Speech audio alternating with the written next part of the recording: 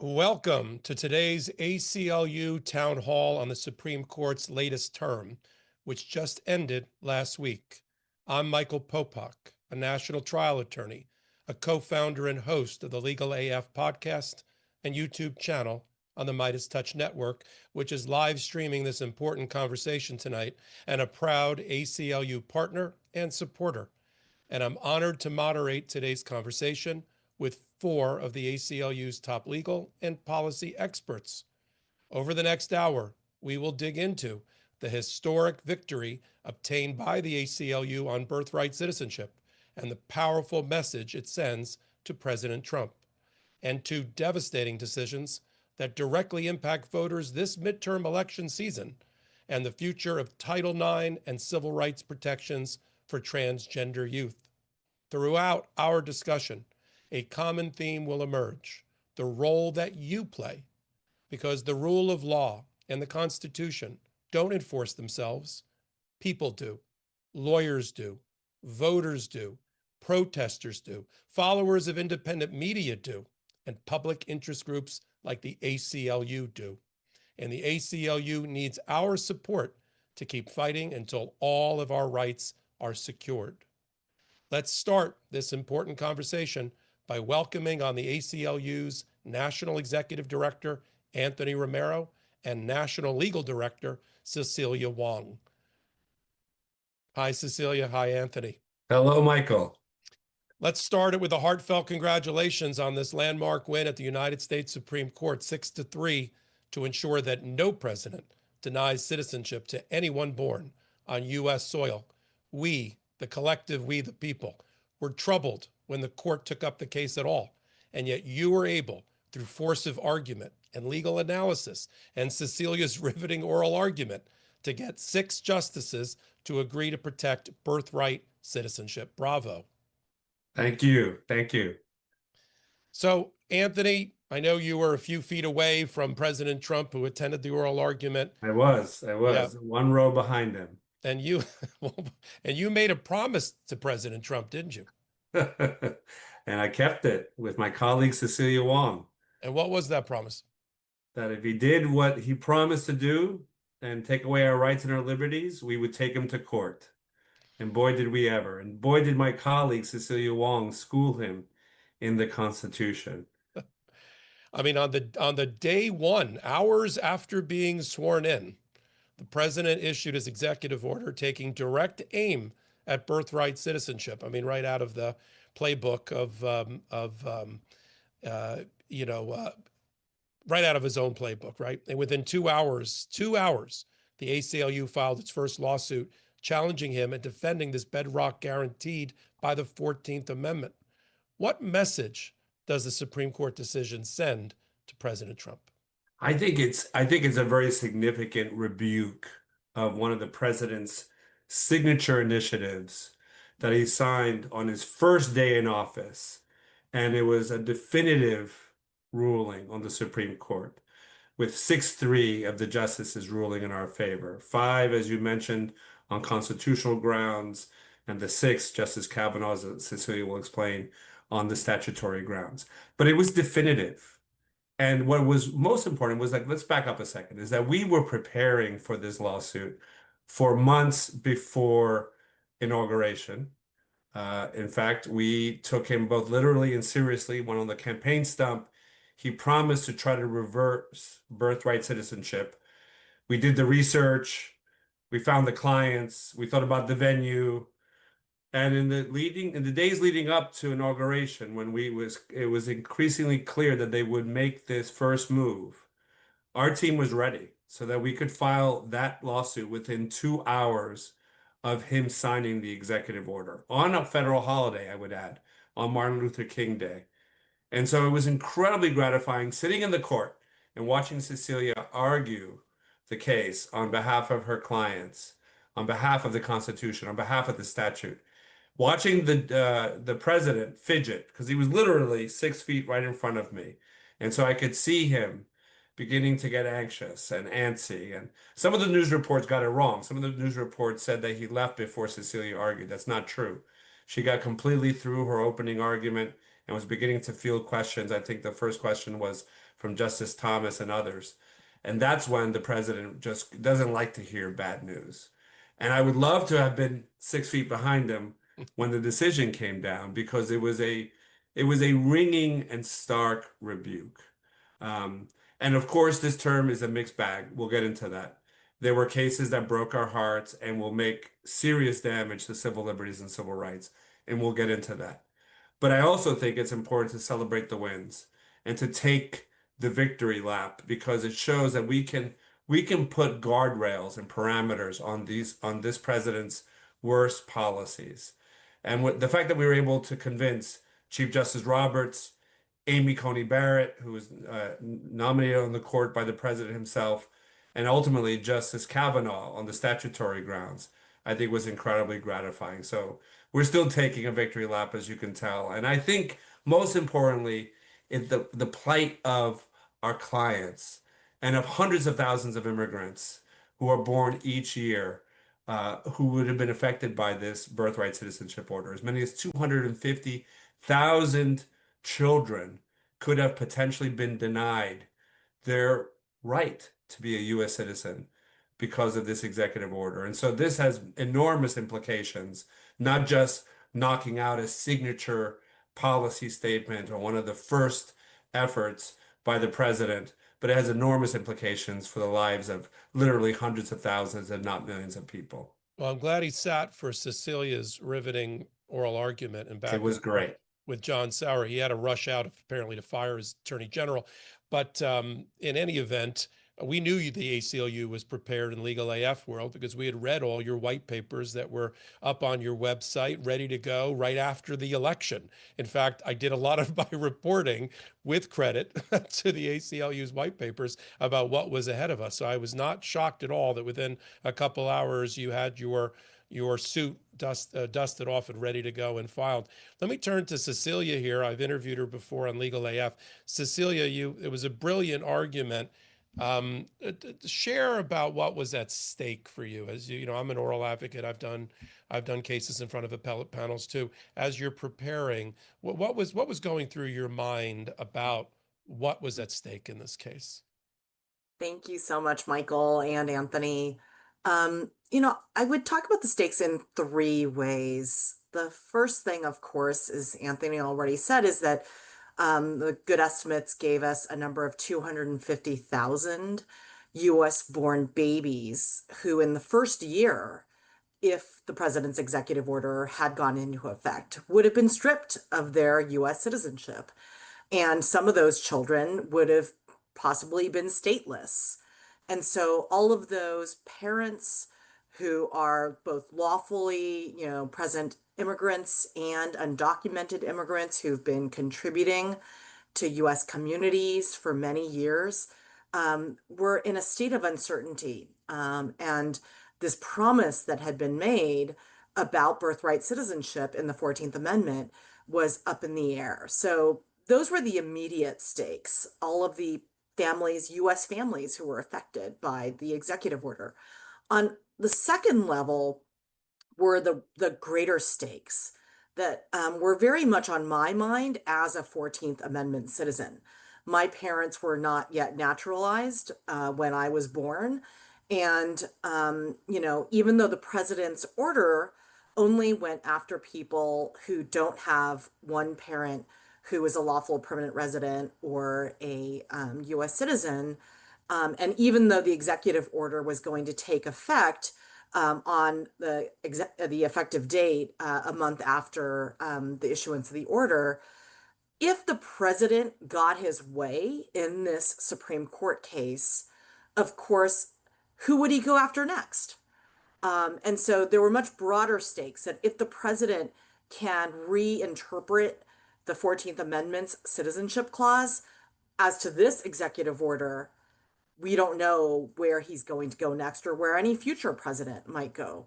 And then the third thing I was thinking about in terms of the stakes are that it meant so much for all of us immigrants' rights advocates, civil rights advocates, those of us who have the legacy of free Black Americans who, notwithstanding what President Trump thinks, fought for birthright citizenship for everyone, not just for formerly enslaved African Americans, for everyone born in this country.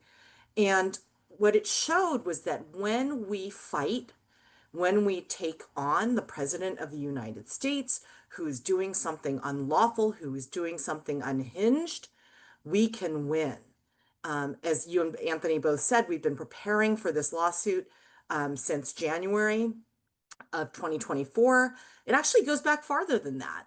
When this was just an extreme far-right fringe theory that popped up in state legislatures in the early 2010s or late 2000s, the ACLU was looking at those state bills and advocating against them. So it was, the stakes were enormous, and the stakes for millions and millions of Americans were enormous because birthright citizenship belongs to all of us. Absolutely. Was there anything surprising to you during the oral argument? I mean, I guess another way to ask, when did you know you had 5 votes? Well, as it Or turns out, 6? the oral argument is a little hard to read. One lesson, I think most people, based on the oral argument, thought that we might have at least 7 votes. In a way, we did, since Justice Gorsuch, in his separate opinion, says that he thinks that the president's executive order is probably unconstitutional as to undocumented immigrants, but not as to temporary visitors. I don't like to count my chickens before they're hatched. I thought that the oral argument boded well. The justices' questions boded well for our side. But, you don't know that you win until you win. And, what surprised me, I guess one thing I would share with our listeners is that, you prepare for Supreme Court arguments and you're ready to answer the most complex, the most arcane questions. Here, there are all these bodies of law, the English common law of nationality, the framing history of the 14th Amendment, the statutory history of this statute that Congress enacted. And so I was ready to get into really complex legal arguments. But most of the arguments stayed on the level that ordinary Americans can understand. And part of the audience, obviously our main audience in a Supreme Court argument, are the 9 justices. But in this case, because of those high stakes, it was all of the American people. And so that was, I thought, an interesting part of the experience of arguing it. Absolutely. I think it's a good time to bring in Deirdre Schiefling, who's the Chief Political and Advocacy Officer for the ACLU. Hi, Deirdre. Hello. Great to be with you. Absolutely. So you get a great win by your team here. And now it gets turned over to you. We all know that the fight for immigrants' rights is far from over with this administration. That attack on birthright citizenship was part of a broader billion-dollar effort to tear families apart and terrorize our communities. So I'd love to analyze that birthright win through this lens. What does it take for us to continue winning and protecting immigrant communities? Yes, well, we are at a critical moment, as you just said, for immigrant communities across the country who have just been relentlessly targeted and terrorized by this administration at every turn. But over the past several months, we've also seen the incredible courage of all kinds of Americans standing up for their immigrant neighbors and against the abuses of President Trump's deportation efforts. For instance, in the wake of the killings of the protesters Renee Good and Alex Preddy during ICE's Operation Metro Surge in Minneapolis, we helped organize millions of people across the country to demand ICE out for good. And it worked. Under public pressure, the administration removed thousands of ICE agents from Minneapolis. And also in response to those kind of protests, many members of Congress fought for months to put stronger guardrails on ICE. So protest works as one way to protect our immigrant neighbors. In the run-up to oral arguments in the birthright citizenship case, on April 1st, we had close to 400,000 people sign our petition in support, and hundreds of people rally outside the court to protect birthright citizenship and the 14th Amendment. I think the tide is turning on this issue. Support for this president's extreme and cruel immigration agenda is at an all-time low, with recent data showing 61% of Americans view his handling of immigration unfavorably. And 2/3 of the country, a whopping 66%, express little to no confidence in Immigration and Customs Enforcement, or ICE. And in fact, a majority of Americans think this administration is doing entirely too much to deport immigrants who are living here. So we at the ACLU are working to turn that public opinion into concrete rights by working with our ACLU affiliates in states and cities to pass real protections in their own communities through an effort that we call Firewall for Freedom. We're working with governors, attorneys generals, state legislatures, and since President Trump's inauguration, ACLU affiliates have worked with their elected officials to pass 145 protections for rights, about half of which are about immigrant rights, protecting immigrant rights, including things like bans on coordination between ICE and local law enforcement, accountability bills for federal overreach, and community trust acts. And laws like this are so important because they really stop local police from acting as a force multiplier for ICE, and they preserve the community trust that keeps everyone safe and keeps us feeling like we are in a community with each other. But while state-by-state protections are good and they're what we can do right now, the only real and permanent solution is to overhaul our immigration system. We need a clear path to citizenship for the families who are already here, building lives, paying taxes, contributing to our communities, and we need to reform our enforcement system that has gotten so abused by this administration. Unfortunately, across the country, millions of immigrants who are part of our communities continue to face rampant deportation efforts. And a recent Supreme Court ruling exacerbated that problem even further by paving the way for the administration to strip away legal rights and work authorizations from people who are fleeing violence by terminating something called temporary protected status for 17 countries. This means that more than 1.3 million people who are currently in our country will lose their status in the coming months. In the face of this crisis, our partners at the National TPS Alliance, which is a grassroots coalition led by TPS holders themselves, are fighting to defend these protections. And I know that Cecilia will discuss this Supreme Court case in more detail in just a moment. But the bottom line is this: the public does not want this chaos, this fear. They do not want this mass deportation. Americans are ready for a common sense approach and ready for a fair and functional immigration system. Our organizing and volunteer training capacity at the ACLU are one of our greatest strengths. And to stop mass deportations, to protect our neighbors, and to build community trust from the ground up, we also have to protect our democracy. And we need a massive network of people ready to show up at town halls, at rallies, and at local precincts to defend our communities and hold elected officials accountable. We would love to invite everybody watching right now to join ACLU's People Power, become a People Power supporter nationwide to defend democracy, support immigrant communities, and protect voting rights. You can sign up right now today to join Democracy Defenders Task Force at aclu.org/democracy defenders. So that's a perfect segue, Deirdre, because what I'm hearing from you is the public has a major role to play to try to bend the Trump administration to its will, right? Through working through the ACLU and otherwise, and protesting, right? That's right. Yep. Exactly. Yep. So I want to turn to Anthony. There's a protests, of course, including the one I think, Deirdre, you organized one while your colleague was inside the Supreme Court arguing. You had a group of people massed outside the Supreme Court in protest, right? That's There right. were Well, in thousands. protest, in support. In support. What did I say? That's right. Against Cecilia. No, in support, of course. Yeah, working hand in glove. So, Anthony, protests, of course, are one visible sign of public Yeah. support.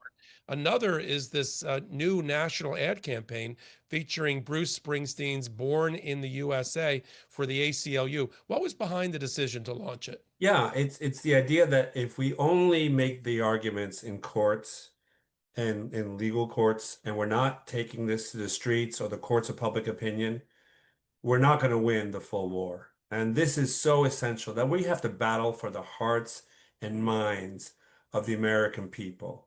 The American people, I still believe, are a good, fair, justice-minded people. They want to do the right thing for them, for themselves, for their neighbors, for their families, for their loved ones. And so you have to pull people into the debate with you. And like Deirdre said, there's a lot that we've queued up in terms of protests across the country. And I think the pivot that you've seen in the government, walking away from the hard, heavy-handed tactics that you saw in Minneapolis and Los Angeles, to now trying to do it more under the radar with Secretary Mark Wayne Mullen. There's been an effort to not have these big conflagration moments or these big workplace raids. And they're going to try to push people through the detention deportation machinery in secret and in silence. And so we've got to continue to kind of get this message out in front of people, because you might not have an event like the murder of Alex Preti or the protests in Los Angeles, but yet the impact on immigrant communities is still happening. And so we turned to one of the most iconic singers in America, Bruce Springsteen, who has enormous walkabout and reach to all sorts of people. If you've been to one of his concerts, you've seen people from all walks of life show up. And Mr. Springsteen and his agent, John Landau, gave us the rights to use his iconic song, Born in the USA, a song that most people can hum or kind of sing the chorus to. And we produced a multi-million-dollar ad campaign to demonstrate to the American people what's at stake through visual images, through feelings, through evocative storytelling. And we ran that ad. We ran that ad when Cecilia was arguing in the Supreme Court. We spent millions of dollars running that ad. We targeted specifically Mar-a-Lago and the White House and Fox News to make sure that the folks who were turning into that channel were going to see it. I don't know if that was part of the reason why President Trump ended up shuffling his way into the Supreme Court that morning to watch the argument, but causality is impossible for me to prove. But we definitely ran it again when we won. And we ran it to kind of remind people that we did what we promised to do. We protected birthright citizenship. And to remind people that this battle is not over. That even though it's done and decided at the Supreme Court level, that you can see that the president continues to try to keep this alive in the body politic, and keep talking about Congress fixing it. Well, Congress cannot fix it. You need a constitutional convention to undo the constitutionality of the 14th Amendment, or you need another Supreme Court case.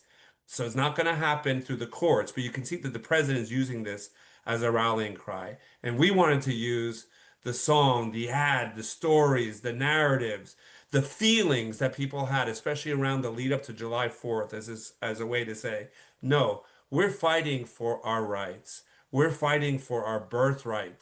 We're fighting for what this country means and the great promises that America has made to generations of immigrants.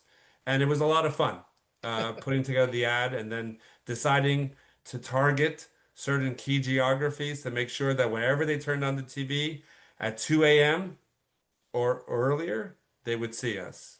Is there plans to launch the ad campaign again? We did. We launched it. We launched it all the way to the lead up of July 4th. Yeah. And look, if they continue to make this an issue for them in the run up to the midterms or in the presidential election, you bet we'll go back and ask Mr. Springsteen to let us keep using that ad. As long And I as think it just speaks to the hearts and minds of people. And people can say, yeah, I can see that family. I can see that man. I know that person. That's like my neighbor. Yeah, yeah. I especially was delighted by that. I'm a kid from Asbury Park, New Jersey, so I don't think I've missed a Springsteen concert, including one down in Florida on this current tour where he spent a considerable amount of time talking about and defending immigration rights and supporting local agencies and local groups that were pro-immigration rights. And nobody walked out on him. Nobody. That was not a bathroom break time. No. Everybody stood riveted, and then of course he launched into Born in the USA. I want to go back to Cecilia here, the court warrior, about the court's ability to hold the line. Clearly, the fight is not over. We've seen the comments that Stephen Miller, laughing on Fox News, made after it about what he may or may not do at the airport with arriving people. Birthright citizenship is just one of those cases. How many immigrants' rights cases have the ACLU filed, for instance, in the last 18 months? So since the second Trump term began, we have filed 134 immigration cases just against the Trump administration. There are a number of other ones we have filed against state officials who have promulgated anti-immigrant policies. And I guess our audience is looking for the takeaway. Should that birthright decision that you were able to obtain, should that allay people's concerns about the court's ability to hold the line and protect the rule of law? Well, yes and no, right? The fact that we won the birthright citizenship case is proof that, as I said earlier, we all can win when we all fight, when we all stand up together for what's right and for the rule of law and for the constitutional promises that were made in the 14th Amendment in this particular case. On the other hand, the fact that it was a 5-4 decision, the fact that President Trump promulgated an executive order as the President of the United States that previously has been a fringe white supremacist policy dream, fever dream. Those things show that our rights are always vulnerable and that we always have to stand up and fight for them. We also see this in the cases we lost this term. In a case that Sophia Lynn Lakin's going to talk about in a moment, Louisiana versus Calais, in a case that we did challenging the Secretary of Homeland Security's revocation of temporary protected status for Syrians and Haitians. And in our case of BPJ and Hecox, challenging these state laws that target transgender young people who simply want to play sports like others, everyone else does. In all three of those cases, the court turned our basic promise of equal protection of the laws on its head. In the case of Calais, they took something that's meant to protect politically vulnerable minorities and empowered majorities to trample on the rights of minority voters, in this case, the Black voters of Louisiana. And in these other cases too, the court just got the analysis wrong, didn't follow its past precedents, ignored clear evidence of discriminatory effects when these laws are enacted. And so the lesson is that we've got to always defend our rights, and we have to defend the rights of those among us who are the least politically powerful. That is what we do as civil rights advocates. And Cecilia, what's the track record so far with all the cases that have been filed? I know some of them haven't gone to full conclusion, but how's the ACLU doing defending the rights in these cases? So if you take a look at all of the Trump cases we filed against the Trump administration since January of 2024, January 2025, we have, by our measure, which is, did we delay a Trump policy from going into effect? Did we stop a Trump policy from going into effect? At some stage, we've prevailed in 83% of our cases. And among the cases that we have concluded in the lower courts, our success rate there is also coincidentally 83%. So it just goes to show that with the support of all of our members and all of you out there, we can win when we fight. We still win cases in the Supreme Court as well by deploying strategies such as finding alliances with unlikely partners, trying to find cross-ideological, cross-partisan efforts with amicus briefs, or even in representing parties in the court, including in a due process and Second Amendment case this term. We can win. And those cases have reverberations for the future. So yeah, I'm pretty pleased with our track record so far. The fights are always worth it. Absolutely. Even in dissents, if you're getting a powerful dissent like a Justice Kagan or a Justice Ketanji Brown Jackson, some people in my audience ask, well, what does it matter? They were on the losing end of it. It does matter because it shows up in other cases. We have cases that have come out where federal judges refer to the dissent and the analysis there to on their issue. So even dissents matter if you're getting such powerful ones as we just saw. Anthony, let me ask you, Chief Justice Roberts, when he penned the birthright citizenship, he has that one line in there that's been repeated a few times. To be a citizen is the right to have rights. Right. And yet, in other cases, those rights seem to have been trampled on by this United States Supreme Court. How do you square the birthright win against the setbacks in redistricting and trans justice, which we'll dive into shortly? It's a mixed bag, as Cecilia has been saying, and as she schooled me as our top lawyer at the ACLU. I have a bunch of degrees, but I leave the lawyering to our very best lawyers to argue the cases that are really high stakes. And I would just say that the court, I think, has demonstrated its willingness to circumscribe President Trump's unlawful or unconstitutional policies, right? You've seen it in birthright. You saw it in the tariff case. You saw it in the Lisa Cook case. You saw it earlier this year when they denied the right to deploy the National Guard in cities against the interests or the statements of the governors. So in 4 major initiatives, they have put guardrails on the president. Now, we should not be fooled, though, to thinking that therefore they align with us. They are inherently a conservative Supreme Court, the majority, 6-3, continue to think not always in alignment with the ACLU on issues like voting rights or LGBT rights or racial justice issues. And that's where we have to think out of the box. And that's where we have to think expansively. That's why good lawyers find ways of making arguments that bring people along. And Sophia, we'll talk to you, Sophia Lindlaken, who's the head of our Voting Rights Project. There was a major win on a voting rights case in the last week of the court on mail-in ballots, right? It was important that we were able to make that argument that didn't just rely upon liberal or progressive arguments, but it also actually would bring in conservatives. And that's what we have to continue to do, even as we're clear-eyed and knowing that the deck, if you count them up just ideologically, there are 6 more conservative justices versus 3 that are more liberal versus progressive.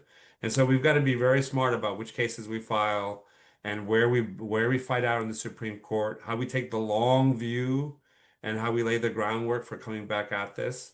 And sometimes you just have to bring the case because it's the right case to bring, because the equity is involved and your clients want you to advocate on their behalf. And if we won every case we filed, we wouldn't be filing all the right cases. We have to push the envelope. We have to think about where the law needs to be in 10 or 20 years and not just at the end of June or July. And so we play the long game. We've been around for 106 years. We'll be on it like water on stone. And Anthony, tell us about the Guardian of Liberty. I Those are the saw folks that going through the ACLU's website. Tell me. So those are the folks who make monthly contributions. Look, I spend a lot of my time chasing wealthy individuals, some of whom run away from me now because they either believe in Donald Trump or they're afraid of Donald Trump. Thank God for the rank and file of this organization, the card-carrying members, as George Bush called them. And the best of our members. We love them all equally, but my most favorite, I love them a little more than the others, are the ones who make monthly contributions. And partly because even if it's a small dollar amount, $5, $10 a month, it's resources we can rely upon so that I can say to Cecilia, go hire another 5 immigrants' rights lawyers because I know I have sustainers who are making monthly contributions. And so, people should really sign up. They told me to make sure I make it. It's aclu.org/go monthly and small amounts of money, but like water on stone, I promise you we'll put it to good use and we'll have an overall impact for that work going forward. Absolutely. I think this is a good transition moment to discuss that Supreme Court's redistricting decision in Calais versus Louisiana. Deirdre, thanks for joining us. I think we're going to bring in one of your colleagues now. We're going to bring in Sophia Lynn Lakin, who is the Voting Rights Project Director for the ACLU for this particular discussion, and to stay here with, actually, I think Deirdre's going to stay, right? I think actually, Deirdre, you're going to stay. Sorry I'm about gonna that. stay. I didn't mean to cut you loose before necessary. Of course, we've got a great ASL interpreter as well here with us. So let me start with Sophia about redistricting. Look, we don't sugarcoat things here. As we say on Legal AF, we don't blow smoke or sunshine. This term, the Supreme Court gutted the Voting Rights Act in a major setback. What does the fight for fair maps, congressional maps, look like today following that decision in Calais? Michael, you've said it. There's no sugarcoating it. Calais dealt a massive blow to Section 2 of the Voting Rights Act, our most important tool for stopping racially discriminatory maps. For 6 decades, that law is what turned the promise of the 14th and 15th Amendments into something real. The reason voters of color could actually elect candidates of their choice. And that representation was never symbolic. It's whether your kid's school gets funded, whether your neighborhood gets flood relief. That's what Calais put at risk. Justice Kagan, and you mentioned these dissents, and her dissent said the decision renders Section 2 all but a dead letter.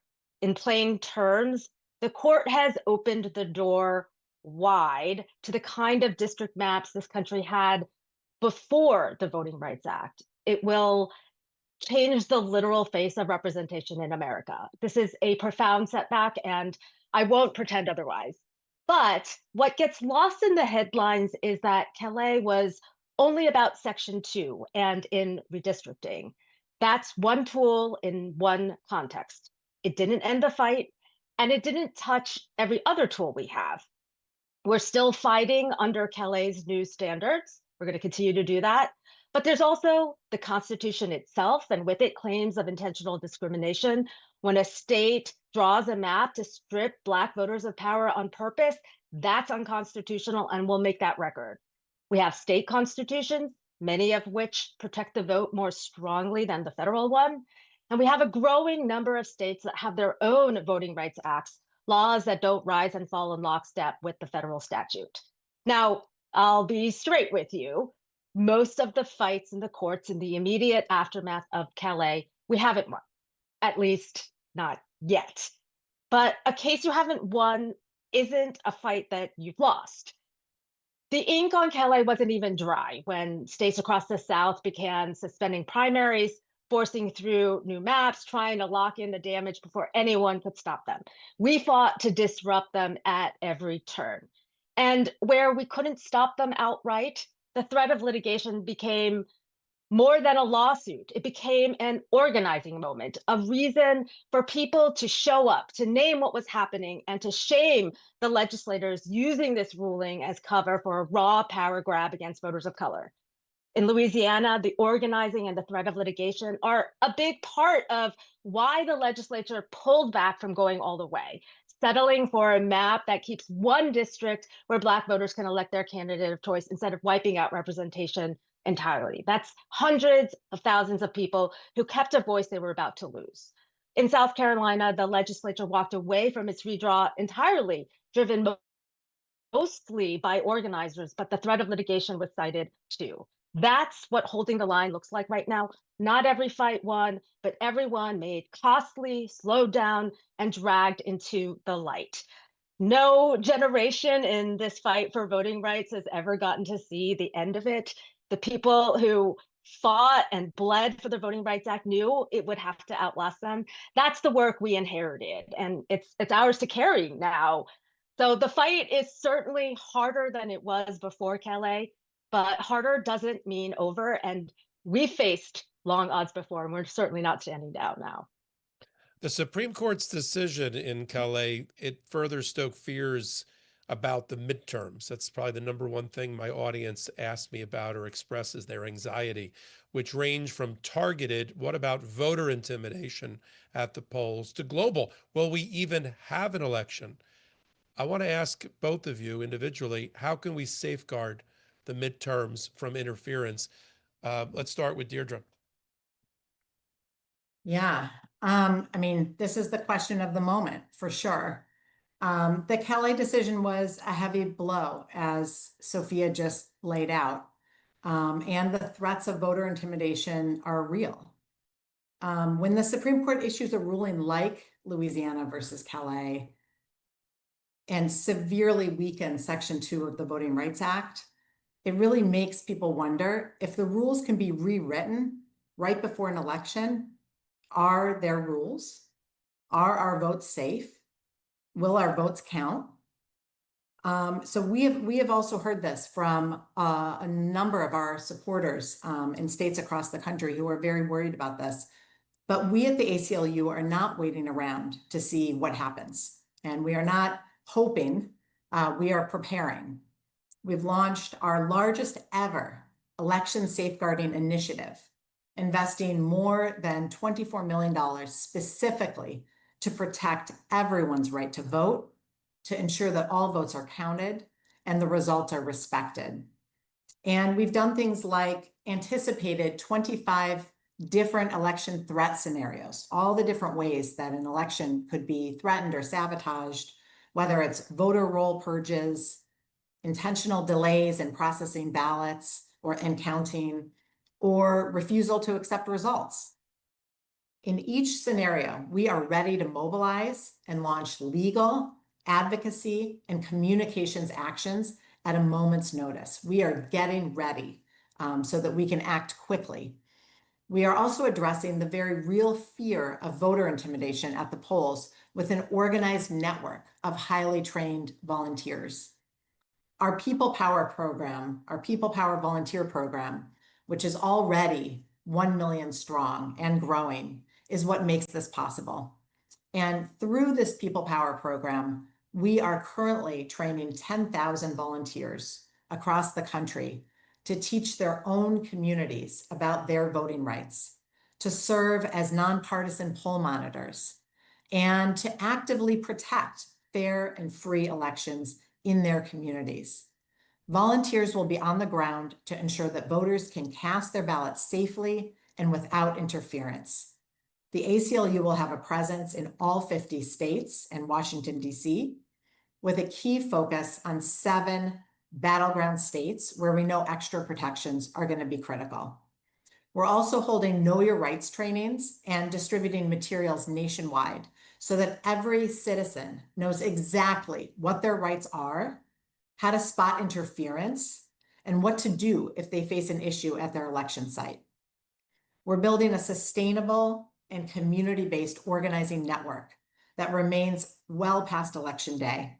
And that network is designed to rapidly mobilize tens of thousands of people whenever democracy is threatened. Sophia gave an example of South Carolina. They backed down in part because hundreds of people were staking out their state legislative capital and watching them and telling them not to do the wrong thing. So that kind of public pressure works. We know that this year, more than any year before, fair and free elections will take all of us. We invite you to join ACLU People Power nationwide, become a People Power supporter to defend democracy and protect voting rights. We will train you, we will connect you with opportunities to fight voter suppression, expand access to the ballot, and ensure everyone's voice is heard. Sign up today to join the Democracy Defenders Task Force at aclu.org/democracy defenders. Thank you, Deirdre. Let me turn to Sophia.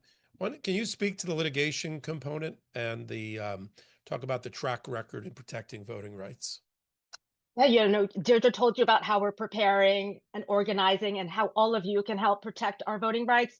We're, of course, also ready to go to court at every step, before, during, and after the vote, wherever someone could come between a voter and the outcome they chose. We've got templates, the research, the partners, and the litigation plans built in advance, monitors trained to document and raise the alarm, and lawyers across our 54 affiliate network ready to move for swift relief. As we like to say at the ACLU, we don't get ready, we stay ready. And right now, that means that we've already taken more than 80 legal actions in over 24 states. So I just want to flag, I know that after Calais, it is easy to worry about the courts when it comes to voting rights, but redistricting was one fight. Look at the others, and here's what you'll find. We're winning. Just last week, Anthony mentioned this, in a case called Watson, the Supreme Court rejected a challenge that would have thrown out timely cast mail ballots received after Election Day. These voters did everything right. They followed the rules and mailed their ballots on time. They shouldn't lose their voice because a postal truck ran late. Now they won't. States decide how to count their ballots, and that authority is intact leading into November. On the big threat that's on everyone's mind, an administration willing to weaponize federal power against voters, we're already fighting back. President Trump issued executive orders trying to seize control over how states run elections. We sued, and a federal judge permanently struck down the president's attempt to mandate a show your papers voter registration requirement because the president has no power under the Constitution to set the rules for our election. A separate ruling declared unconstitutional the president's attempt to turn the Postal Service from a neutral mail carrier into an arbiter of who can vote by mail. And when the DOJ went to court for voters' sensitive personal data in 30 states and DC, we took legal action in 25 of those cases. And of the 11 courts to rule so far, all have sided with the voters. I want to pause just for a second here on one thing I know that folks are worried about, and that's the federal agents showing up where voters are.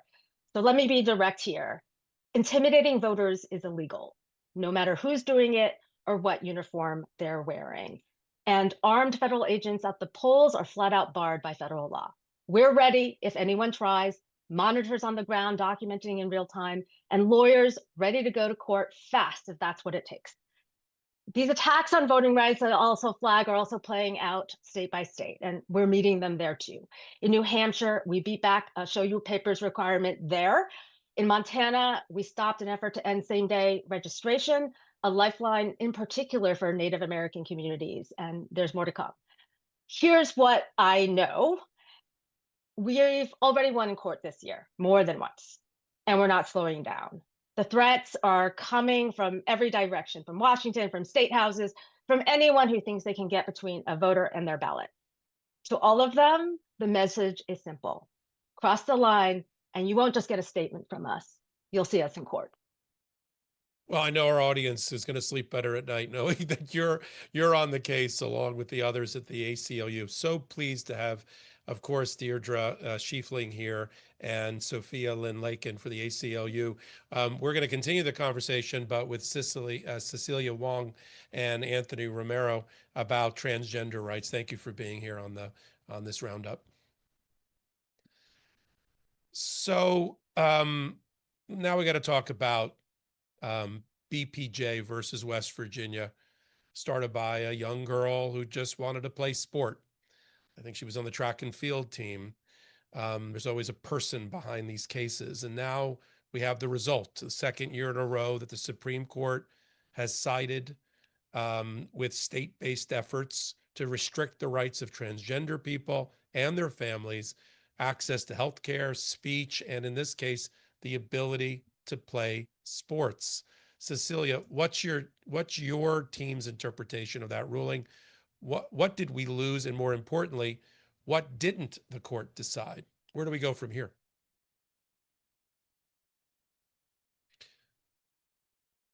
Michael, the stakes in West Virginia versus BPJ were really great, just like in all of our cases at the Supreme Court. As you said, our client Becky was a little girl who knew very early on that she was transgender.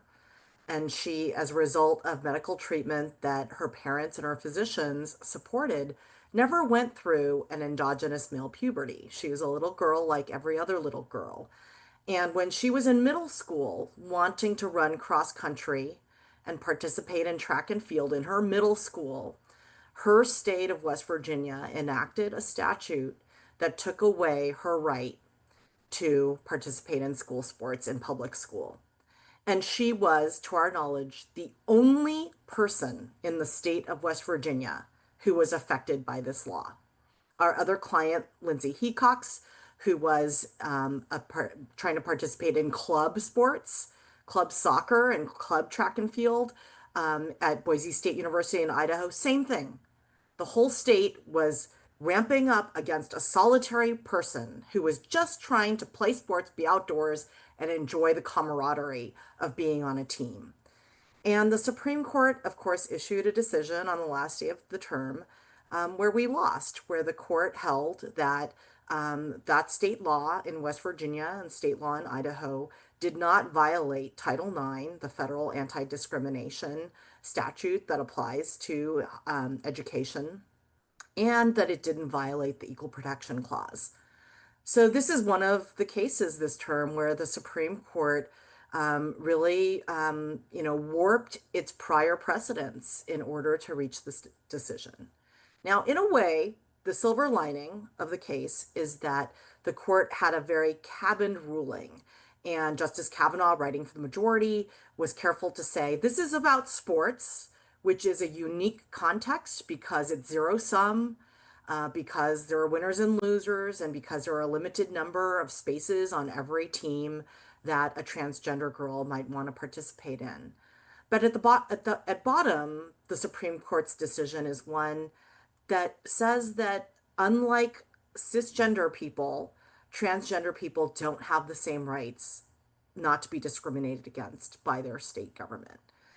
The silver lining, the other silver lining I would mention is that when we got this terrible news that we had lost the case, one of our colleagues got in touch with Becky and her mother, Heather. And I just wanted to share that what Heather said, what the two of them did to respond was extraordinary. Heather said, number one, Becky now knows that her calling in life is to advocate on behalf of other trans children and youth. The second thing she said is, thank you to the legal team because you gave Becky 8 seasons of cross country and track and field.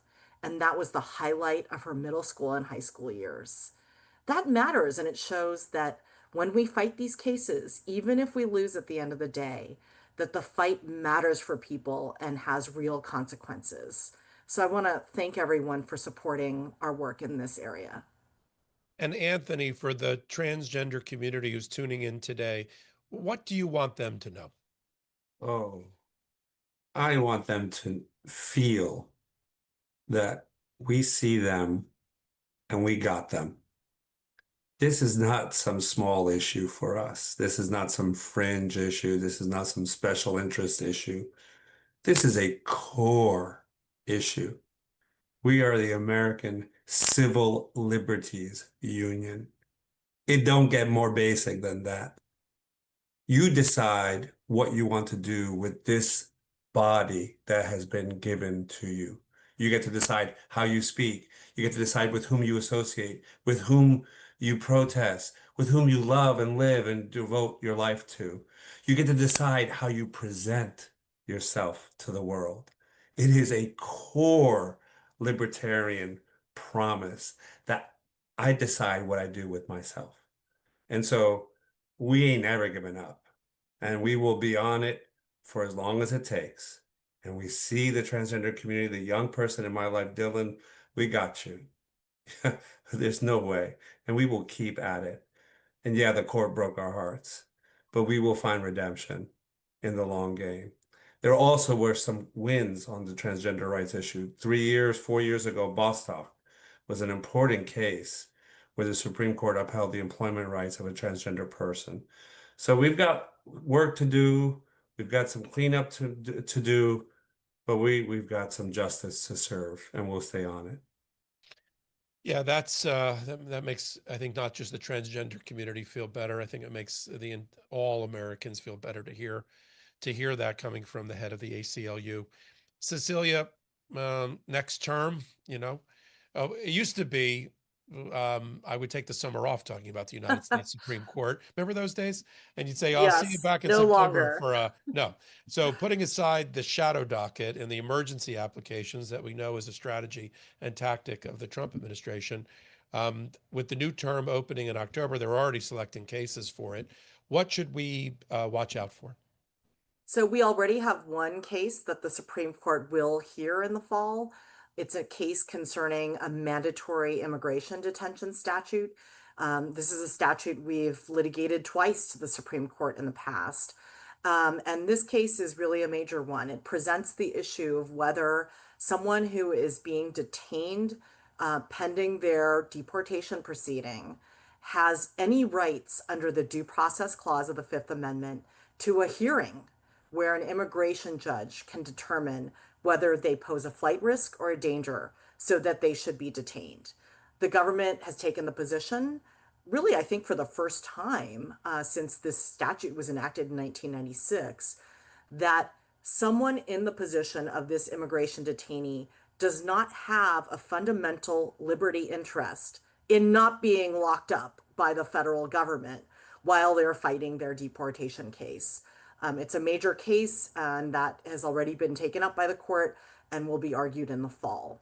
We are also likely to see our cases challenging state laws in Texas. Other states have also passed these laws that require the posting of the King James Version of the Ten Commandments in every public school classroom in the state of Texas. There are some similar laws in Louisiana and Arkansas. We litigated those cases and we'll be filing a petition to have the Supreme Court take up those cases next term as well. And we have a variety of other immigration cases that are likely to hit the court's docket next term. Great. And Legal AF will have everybody on to talk about all those cases in real time as they develop. For Anthony, where do you need us, knowing the key role that the broader ACLU community of supporters and activists and volunteers, everything we've talked about today about ways to get involved, where do you need us? We need you on the playing field. This is not a time to tune out. This is not a time to sit back. This is not a time to resign yourself. And we need to make this a peer-to-peer effort to get everyone engaged. Look, I get tired too. I get fed up. I get frustrated. I read these opinions. I talk to our clients. My heart breaks. And I keep thinking, God, I can't believe we're still at this all these years later. And then I have people in my life, like my mother-in-law, took me last night to a No Kings demonstration. And like the last thing I want to do after working 12 or 14-hour days is to go to another part of my work life. But it was great. And we went there and I heard the leaders of Indivisible speak, and everyone was inspired and fired up. We need to fire each other up. We can let each other take a break, take a nap, but then you got to get people off the sofa, got to get them engaged, got to make sure you vote. Do not skip this election. Of all the elections, this is not the one to skip. Make sure you get trained. Make sure you hand out Know Your Rights materials. Make sure you tell members of your community what you're expecting of each other.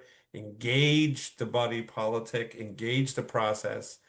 I mean, democracy can be a lot of things. It should never be quiet, right? So let's make this as loud and as raucous and as hotly contested as the values deserve, because what we're fighting for is really worth all of that. Absolutely. Democracy is a participatory sport, and I'm so glad that the ACLU is out there leading it for us. I want to thank Anthony and Cecilia and Deirdre and Sophia for having this conversation with me, this briefing for our audience. And of course, thank you to our audience who joined us today. We'll be watching this later on video repeat. I think what you're hearing is that the ACLU is here for you. They are by your side. They need your help. And there are so many different ways to get involved. You can go into the links below. You can go to the ACLU website and you can find a way in any way, whether it's a donation or it's actually becoming a volunteer or to get trained. Do that today. They make that a part of your day. I'm so glad that everybody is here. I'm Michael Popak for Legal AF. You are here on the Supreme Court Roundup with the American Civil Liberties Union.